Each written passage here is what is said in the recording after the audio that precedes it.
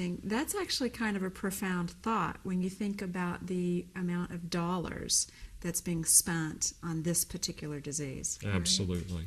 Wow, amazing. Tell me, we were talking about portion sizes a few minutes ago. Tell me a little bit about portion sizes. When I think about a plate and I think about, okay, I need to eat a nutritious meal, what does that look like? All right, what I usually do is I don't have a plate to demonstrate, but I usually take a plate and I cut it in half. Okay. Half the plate should be fruits and vegetables, Okay. particularly, hopefully, fresh fruits and vegetables. Frozen's okay too. And then each quarter of that plate, the other side, one side maybe a little bit of protein, and then the other quarter your whole grains, your starches. So that's what I would prescribe for maybe someone with diabetes, because they're going to get a lot of fiber with that type of a plate and a lot less refined sugars, refined carbohydrates, a little bit of protein, but not too much protein.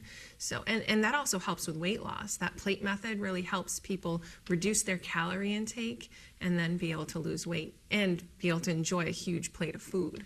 Well, my grandmother's plate, of her China set was, about this big. My plate is closer to this size. Does that make a difference? It sure does. Okay. Yeah, having a smaller plate, obviously you're going to get less calories that way, unless you load up your plate tall. Right. So if you can find a smaller plate, that's great. If you still have a large plate, you can load it up with fruits and vegetables and still get a lot less calories that way. Okay. So the complex carbohydrates are great too, the unrefined rice and whole grains and things like that. But they do have calories, just like any food has calories. So if someone's watching their weight, they may want to reduce the amount, the portion size of those foods, but they still need them. I'm a big one for having a little bit of salad with my salad dressing. So I'm assuming that what we put on our vegetables, what we're putting on our grains, is important as well. I know that our time is about to wrap up, but I did want to touch upon that a little bit, because fat certainly is a component to a healthy diet. What kind of fat, how much? I often have people come in and they say bread's fattening. No, it's what you put on it, because if you eat a slice of bread, that might be 80 to 90 calories. You spread it with margarine or butter, you've doubled the calories. You put the jam on it, then you've tripled the calories.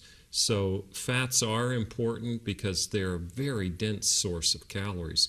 They make our food taste good. That's why we eat them.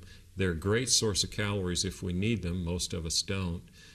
If you're going to have fats, go for the fat. First, the best fat is one that's naturally already in the food. Olives, avocado, our grains have fats in them.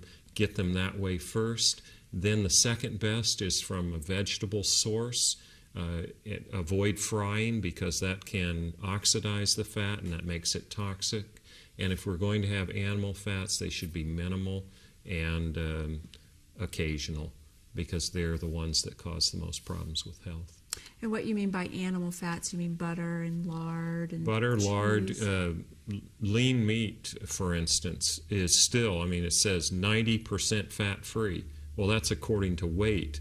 If you get it according to calories, that 90% fat-free is still 50% fat. Wow. And so it's how to lie with statistics. Another example is whole milk. Whole milk is 96% fat-free.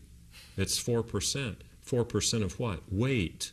It's 50% fat by calories, because most of whole milk is water. So the percentages can really twist things, and you want to look at how many grams of fat per serving and keep that down. So what I've learned today is that if I'm interested in my weight, I probably don't want to go on a diet. I want to eat a healthy lifestyle, live a healthy lifestyle. We didn't talk about exercise as it relates to that, but that's certainly a component. Protein is very important, and we need it, but too much isn't a good thing.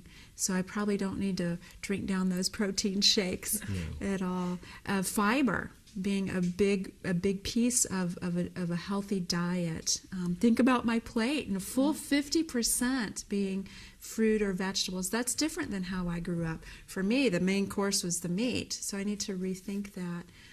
Fascinating stuff. Thank you so much for being with us today.